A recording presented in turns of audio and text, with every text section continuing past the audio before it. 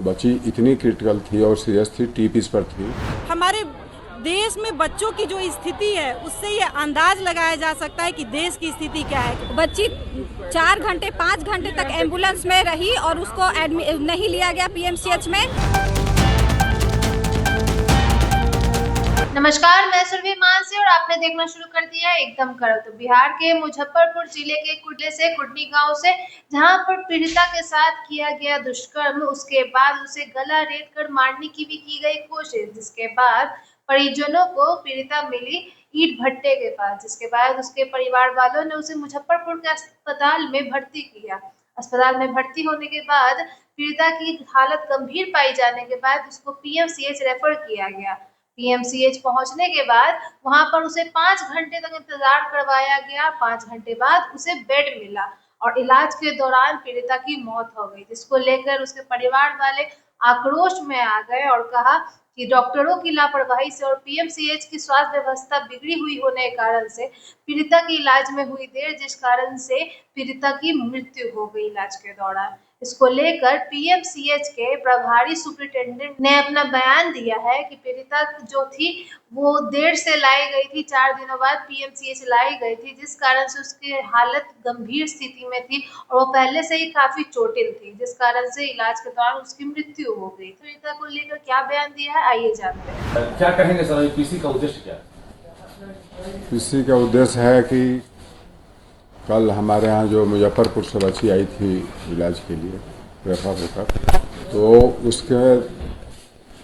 आज विभिन्न इसमें दिया जा रहा है कि 4 घंटे घूमते रहा, 4 घंटे तक इलाज नहीं हुआ, कोई 9 घंटे बोल रहे हैं। तो इस तरह से इसका उद्देश्य यही है कि हमारा बताना कि हम लोगों ने किस तरह से आने के बाद मेरे संज्ञान में मैं प्रभारी अधीक्षक था, तो किस तरह से मैंने उसको जैसे ही मेरे संज्ञान में आया, डॉक्टर माननीय विधायक राजा पाकड़ प्रतिमा दास जी वहीं हमको बोली। उसके बाद मैं तुरंत अपने उस ऊपर बगल वाले चैम्बर में था, वहाँ से निकलकर और तुरंत उसमें लग गया, क्योंकि तो उसके बाद और भी कुछ लोग आ गए ज़्यादा अच्छी संख्या में। तो वो लोग अपना, क्योंकि बच्ची की गाड़ी, हमने बोला कि गाड़ी को हम मंगाइए, गाड़ी यहाँ रहेगी। इसके बाद सबसे पहले मैंने ये आई है बच्ची एम्बुलेंस से मुजफ्फरपुर से, ये आईजीसीसी सेंट्रल एमएससी गई है 1-23 में, ठीक है। उसके बाद वहाँ के सर्जरी के डॉक्टर के द्वारा बताया गया कि उनका गला कटा हुआ था और काफ़ी स्टिचेज पड़े हुए थे। तो देन क्योंकि वहाँ से उन्होंने ईएनटी के लिए ये भेज दिया, ईएनटी में लिखा, क्योंकि गले कटे का और काफ़ी बड़ा इंजरी था। उसके बाद से वो लोग, उनके साथ एक डॉक्टर थे जो उसको लेके बच्चा वार्ड में चले गए, क्योंकि इस बच्चा वार्ड में इसलिए चले गए कि इस बच्ची का इलाज एसकेएमसीएच में बच्चा विभाग में पीकू में हो रहा था। तो पीकू के भी बच्चे के भी डॉक्टर ने देखा, देखने के बाद उसने कहा कि गले का काफ़ी इंजरी है, कटका, ये ईएनटी का डॉक्टर ही इसको देखेंगे। तो इस बीच में अपना बाहर काफ़ी और संख्या में लोग आ चुके थे। तो उसके बाद हमने बोला कि ठीक है, हमारे ईएनटी के डॉक्टर को मैंने ऊपर से, क्योंकि हमारा इसी बिल्डिंग के ऊपर सेंटर में एसी चलता है, ईएनटी का एसी चलता है, तो हमने उसको बोला कि उस गाड़ी को यहाँ पर मंगाइए। गाड़ी को मैंने यहाँ मंगवाया, बच्ची उसी में थी। बच्ची इतनी क्रिटिकल थी और सीरियस थी, टीपीस पर थी, और उसके बाद हमारे डॉक्टर ऊपर से आई, डॉक्टर ने जाकर गाड़ी में ही एग्जामिन किया, 10-12-15 मिनट उसमें लगे। देखने के बाद फिर ऊपर गई, अपना टोटल राइट डाउन नोट डाली, टोटल अपना जो फाइंडिंग पॉइंट सारा लिखी। देन इसलिए हमको गायनी के आईसीयू में रखना पड़ा, रखे हम लोग, इसलिए कि हमारे ईएनटी में यहाँ आईसीयू और आईसीयू की व्यवस्था नहीं। तो हम लोगों ने गायनी में तत्काल उसको सीधे आईसीयू में मैंने एडमिट कराया, और तब से गायनी में लगातार उसका इलाज चलता रहा। और गायनी के और विभिन्न विभागों के डॉक्टर, माने CTVS, एनेस्थेसिस्ट करीब रात भर, माने जब भी, और ईएनटी वाले भी रात भर, सब लगातार लगे रहे सुबह को इसमें, ताकि इलाज में कोई भी देरी नहीं हो। मतलब उनके 1-23 से आने के बाद से लेकर 2 बजे 2:10 के करीब पीडिया में गया। 2:10 के बाद से हमारे यहाँ संज्ञान में आया। उसके बाद मैंने यहाँ मंगाया। ENT से देखने के बाद करीब 3:44 में गायनी में वो एडमिट हो गई। 3:36 में करीब 3:44। उसके बाद वहाँ इलाज उसका लगातार चला और उसके बाद रात भर हम लोग लगे रहे। यहाँ सब लोग रात भर पूरी टीम यहाँ ENT की और गायनी की लगी रही, इंक्लूडिंग AOD, जो जिनका भी ज़रूरत पड़ा, CCTV है, सब लोगों ने सब देखा। इसलिए इसमें ये कहना कि बिल्कुल ज़्यादा समय लगा, ऐसा बिल्कुल नहीं है। हमारे संज्ञान में आते के साथ ही मैंने त्वरित कार्रवाई करते हुए सारे चिकित्सकों को ये करते हुए सबसे दिखाकर एडमिट कराकर सीधा गायनी में, सीधे ICU में इसका इलाज कराया। कितने बजे बच्ची पहुंची थी, टाइमिंग है एम्बुलेंस पहुंची थी, और उसके कितने देर के बाद आपने किस वार्ड में सबसे पहले उसे भर्ती किया, और वहां से फिर आपको कितना देर लगा ट्रीटमेंट प्रोटोकॉल फॉलो करने? 1:23 में ये बच्ची सबसे पहले IGCC सेंट्रल इमरजेंसी दोपहर 1:23 में इसका पर्चा कटा। देन सर्जरी का डॉक्टर ने उसका गाड़ी में अपना इंजरी देखते ही हुए उसने बोल दिया, उन्होंने बोला कि ये इंजरी पूरा गले का है, काफ़ी दूर तक स्टिचेज हैं, इसलिए इसको ENT के डॉक्टर की ज़रूरत, ENT में इसका इलाज होना चाहिए। उसके बाद तुरंत वहाँ से ये टाटा वार्ड चले गए, जहाँ हमारा अभी टेम्पोररी पीडियाट्रिक्स क्योंकि बिल्डिंग ध्वस्त हो चुका है, नया फेज बन रहा है, नया PMCH बनकर निर्माण हो रहा है, इसलिए पीडिया में जाकर गाड़ी वहाँ लग गई। वहाँ बच्चे के डॉक्टर ने भी देखा। उसके बाद उन्होंने भी वही फाइंडिंग पाया कि ये बहुत बड़ा इकट्ठ इंजरी है और TPs पर है, तो इसलिए उन्होंने वहाँ, क्योंकि PICU में इलाज चल रहा था, इसलिए उन्होंने उसको यहाँ ENT में भेजा। पीडिया के डॉक्टर ने ENT में भी वहाँ लगी रही। तब तक काफ़ी की संख्या में यहाँ पर लोग भी आ चुके थे मैडम के पीछे से, तो वो लोग हमने ENT के डॉक्टर से दिखवाने के बाद उन्होंने अपना नोट डाला, पर्चा बनाया।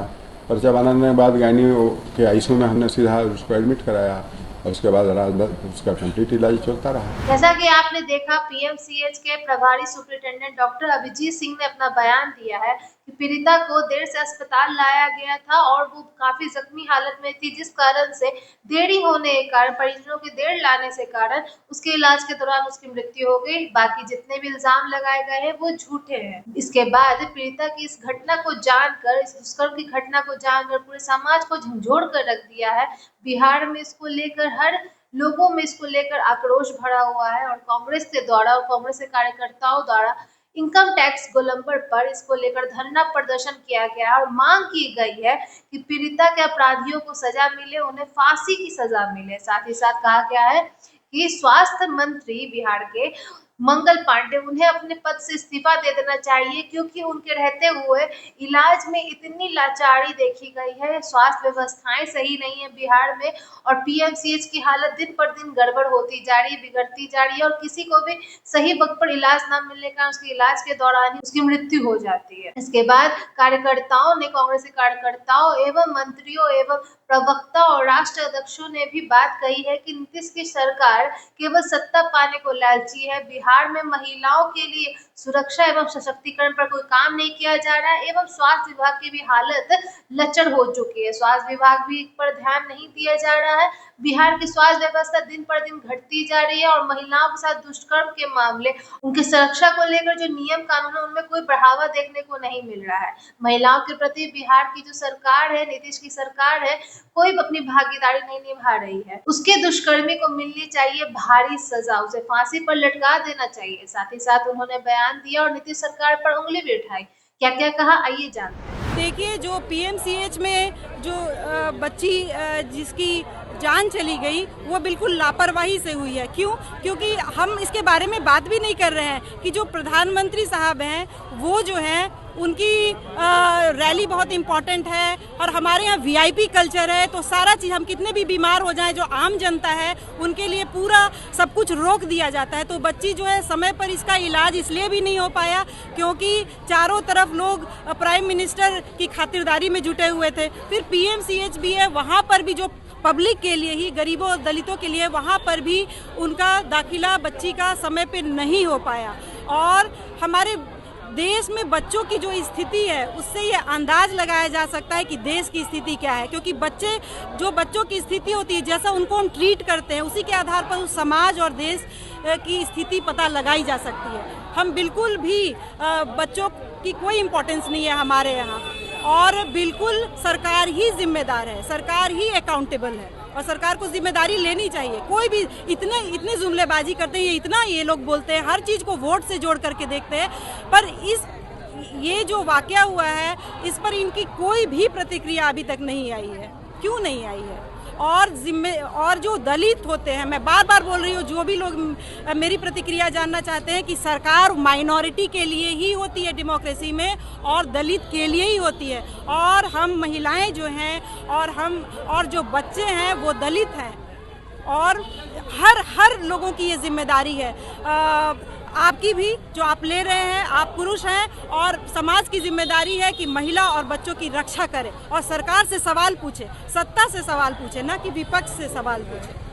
Thank you. जैसा कि आपने देखा, कांग्रेस महिला कार्यकर्ता का कहना है कि प्रधानमंत्री नरेंद्र मोदी ने आकर उनके प्रदर्शन को लेकर, उनके रोड शो को लेकर काफी भीड़ जुटी हुई थी, जिस कारण से किसी का ध्यान स्वास्थ्य विभाग की लचर व्यवस्था पर नहीं गया, ना उस बच्ची पर गया जिसे सही वक्त पर इलाज की आवश्यकता थी। सबका सब जितने भी कार्य थे वो पीएम मोदी के स्वागत में ही लगे हुए थे, जितने कार्यकर्ता थे, और उनके कारण जो आम जनता थी उनकी सुविधाओं में देरी की गई। साथ ही साथ एक महिला कार्यकर्ता चूड़ी लेकर प्रदर्शन कर रही थी और कह रही थी कि बिहार के स्वास्थ्य मंत्री मंगल पांडे को चूड़ियां पहन लेनी चाहिए, क्योंकि वो बिहार के स्वास्थ्य व्यवस्था को सही नहीं कर पा रहे, और आज भी बिहार स्वास्थ्य के मामले में, स्वास्थ्य संबंधी सुरक्षा के मामले में पीछे रह चुका है, जिस कारण से हमारी महिलाओं और हमारी जनता जो है सही वक्त पर अपना इलाज नहीं करवा पाती है और मृत्यु को प्राप्त हो जाती है। महिला कार्यकर्ता ने क्या क्या कहा, आइए जानते हैं।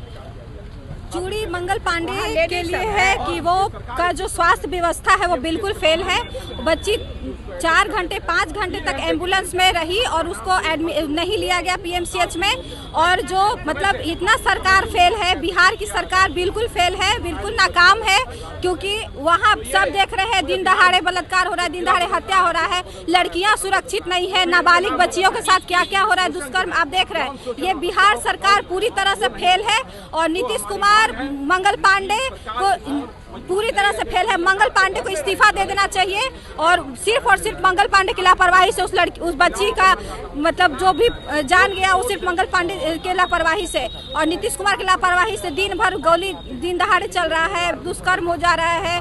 लोग बताइए, बिहार एकदम जंगल राज अपरंपार है। जंगल राज पहली बार असली बिहार में आया है, ये जंगल राज है, कभी जंगल राज नहीं था, असली बिहार में जंगल राज अभी है।